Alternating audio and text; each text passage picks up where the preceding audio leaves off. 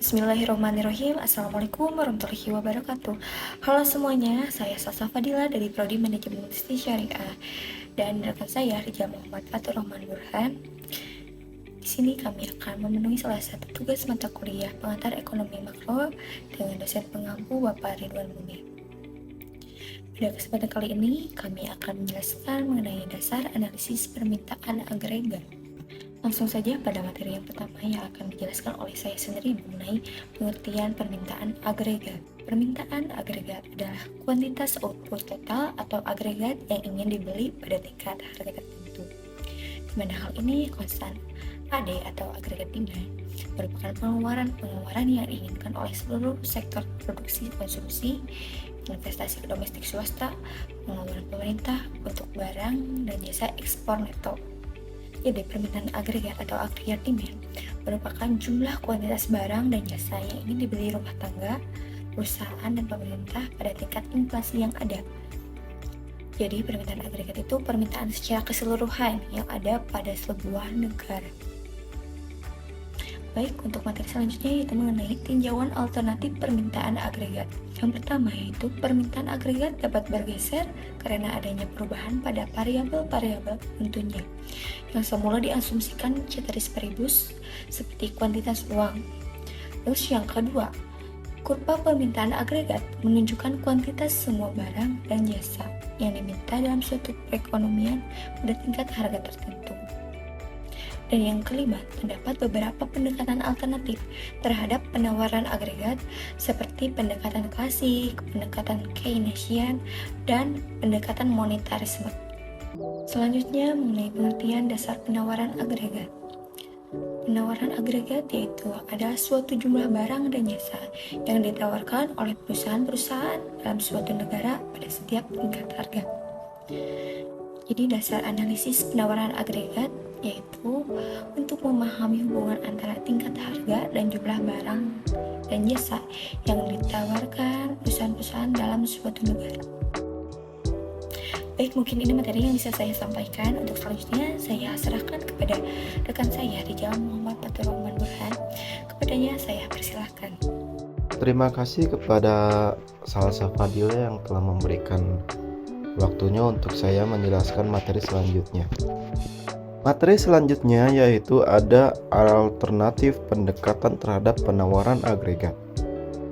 Nah, di sini ada 3 alternatif penawaran agregat, yaitu yang pertama pendekatan biaya. Penawaran agregat ditentukan oleh biaya produksi dan pemasaran produk atau jasa. Yang kedua ada pendekatan pasar. Penawaran agregat ditentukan oleh informasi harga transaksi atau penawaran yang tersedia di pasar. Yang ketiga ada peningkatan kualitas atau ranking analis. Metode ini digunakan untuk penilaian dengan pendekatan pasar, di mana informasi harga transaksi atau penawaran tersedia.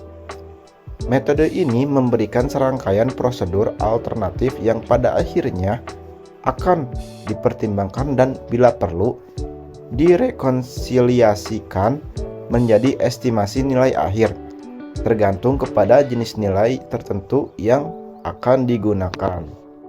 Nah, yang kedua ada faktor penentu penawaran agregat.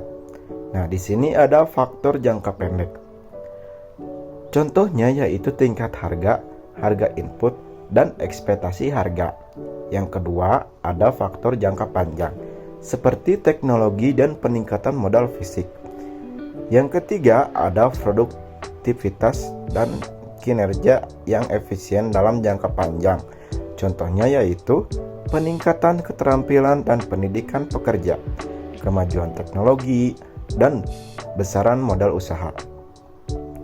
Yang keempat ada biaya input dalam kurva penawaran agregat, termasuk dalam variabel jangka panjang yang bisa diubah dan menyesuaikan secara proporsional dengan perubahan output agregat. Yang kelima dan yang terakhir, tenaga kerja, modal dan kemajuan teknologi, investasi, dan dalam edukasi dengan jangka panjang. Untuk materi yang terakhir Di sini ada keseimbangan permintaan dan penawaran agregat.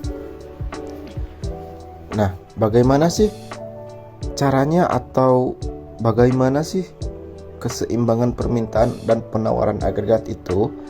Nah, penawaran dan permintaan agregat terjadi pada perpotongan antara kurva permintaan agregat dan kurva penawaran agregat. Pada titik perpotongan tersebut, jumlah output agregat diminta sama dengan jumlah output yang ditawarkan. Keseimbangan ini menentukan besarnya jumlah output agregat dan tingkat harga di pasar. Jika kurva permintaan agregat bergerak ke kanan, maka keseimbangan akan bergeser ke arah kanan dan menyebabkan peningkatan output agregat dan tingkat harga. Jika sebaliknya, kurva permintaan agregat bergerak ke kiri, maka keseimbangan akan bergeser ke arah kiri dan menyebabkan penurunan output agregat dan tingkat harga. Terima kasih. Sekian yang dapat kami sampaikan. Mohon maaf apabila ada kesalahan atau kekurangan. Wassalamualaikum warahmatullahi wabarakatuh.